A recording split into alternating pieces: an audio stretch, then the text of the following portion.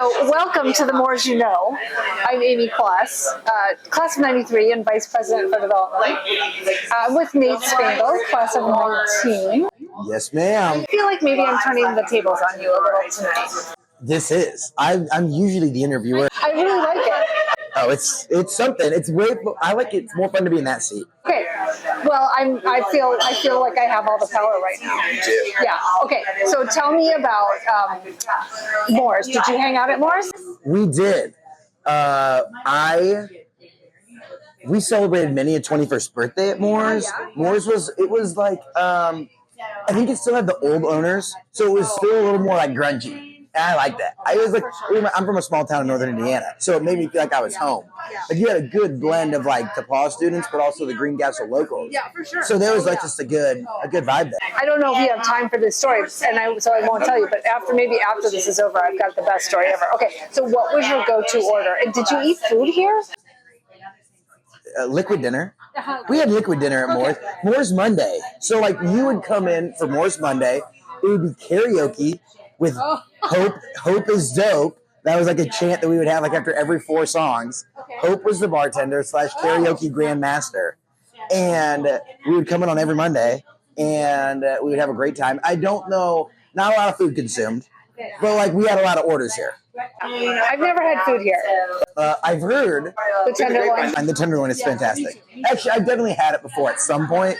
But like I think people, I don't know if it's the food necessarily, it's the vibe. Oh, for sure. You come for the vibe. It's a lot lighter in here today than it was in the 90s. That's good. I think that's a good thing. Yeah, I think you're right. Yeah. Okay, so tell me, what professor still lives rent-free in your brain? Oh my gosh. I thought about this the other day because he literally lives so rent-free. And his name is Bruce Stinebrickner. Like the legend. It was like the legend or the lore around Professor Stinebrickner was he like an All-American at Georgetown on the basketball team? Did he lead the team in scoring? Like there were so many like rumors that were made up about this guy. He would like get on top of his desk and like scream and shout and said you could automatically get an A if you got featured in the New York Times and as an op-ed. Did you? I tried twice. If ChatGPT would have been around, I might have been able to. Okay. But it like convinced me. I submitted like 3 articles, like op-eds about. I would love to go back and find them now because they had to be horrible. I didn't even get like the generic response back. Like thanks for your consideration. Like no, they just didn't respond.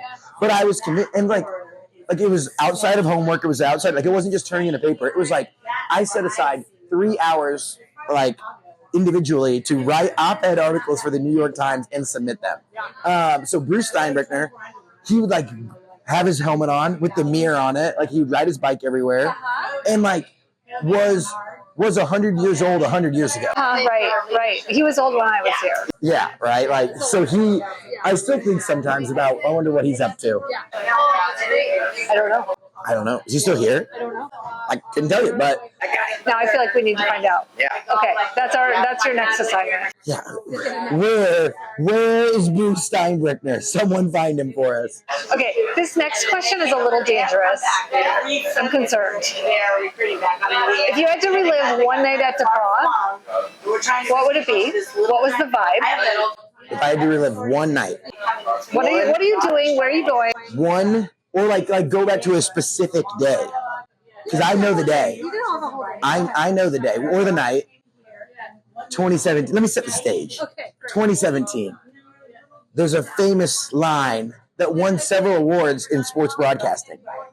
For 7 long years, the Bell has toiled in the halls of Crawfordsville or whatever.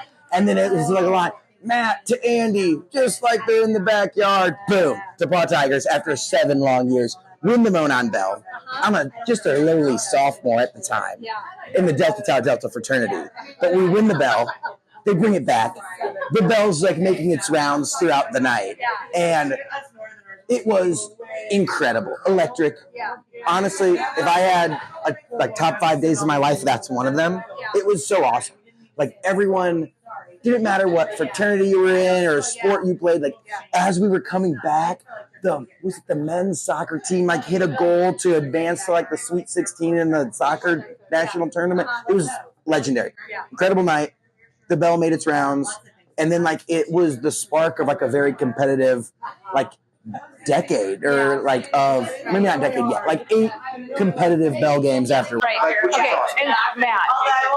Matt's just the best. Yeah, and Andy. Andy was in my grade. I don't know Andy yet. Okay, so Andy was like we were in sophomores at the time. Okay. Like, catching the pass from your big brother and like winning the bell, bringing the bell, and Matt went crazy. Our buddy Ian Good caught a touchdown. Like everyone was, it was just honestly. I'm just sitting there on the sideline, perfectly sterling white uniform, just going crazy. I was there. We were there. So, the bell going around campus is a tradition born out of necessity because that didn't happen until that year. And Stevie, our athletic director, was like, nobody knows what it means to have the bell anymore. Yeah. To decide what to do and like how to make it special and celebrate it. So that's what they did. They went fraternity to fraternity. Like we had to have like bell ringing 101. Like how do you even roll this thing? Like it was so sick. But that night, it's a great new tradition. Yeah, it's spectacular.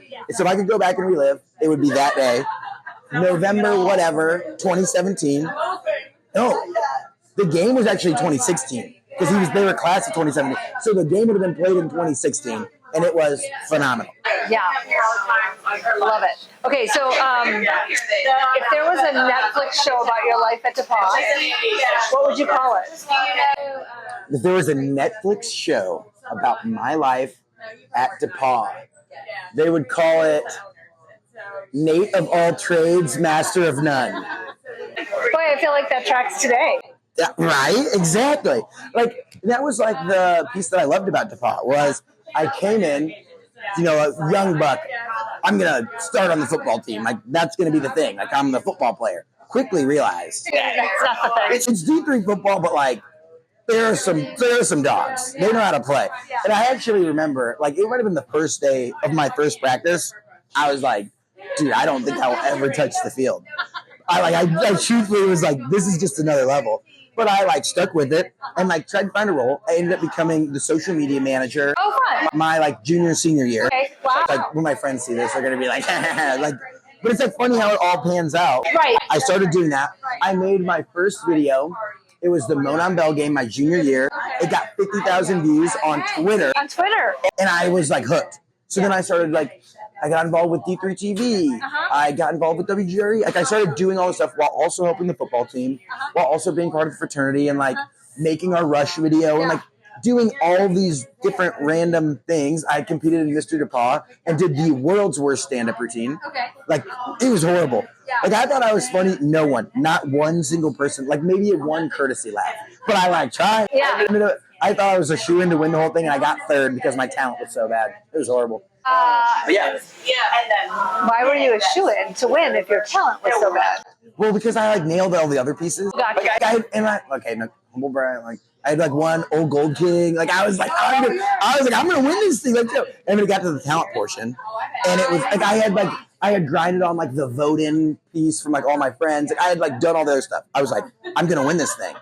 And then it got to talent. I did a stand-up routine that was like making fun of like the administration, and it did not hit none of the jokes. Like I've done 2 stand-up routines, and they've both failed. So this is not your calling. No, stand-up comedy, not my thing. But like hosting of an event, that's my thing. Like where it's like you're not expected to be funny, but I put in a few dad jokes, people laugh. But like being the actual talent to like make people laugh, not funny. Yeah. So Nate of all trades, master of none. And so what was your major? I was a communication major. So like it kind of aligned. Well, I came in, I was going to be, it's funny, I got denied from the Management Fellows program. Sorry. Yeah, it's okay, because I was also like one of the first ones from our grade that got invited back to speak to them. And I said, Sandy, remember, I submitted my essay and I did not get in, but then I get to come back and speak. It was so funny. But then I went to my first day of like calculus class, and I was like, I got to the end of the class, and they're like, this is all review. And I had never heard it before. And I was like, Mom, Dad, I'm a communication major. Like, that's what I'm going to do. And it all worked out. Yeah, it does work out. It all works. It is funny how it all works out. Yeah. And it was cool to be able to do all those different things and like not just have to be like the football social media. Like I had a show about sports betting this is back in 2018, before it was legal, and I like pitched it and like, well, I'm like, we're not going to tell them to wager money, and like they let me do it, and it was really cool. Like for a semester, it was super fun. Awesome. Well, Nate, it's been great to talk to you. Yeah, spectacular. Thank you. The mores you know. Of course, you know. Cheers. Last question. Next question. Boulder run, yes or no? Oh yeah. Okay. On the first snow, you had to. Oh, okay. That was a tradition. Yeah, that's right. Yeah, absolutely. Phi-Sci. Wasn't it anything? Well, it started with Phi-Sci. Oh, well, I think a lot of people lay claim to who invented the Boulder Run. Some say this, some say that. Could have been them, could have been us. Who knows? But all I know is that I was pro Boulder Run. Okay, gotcha.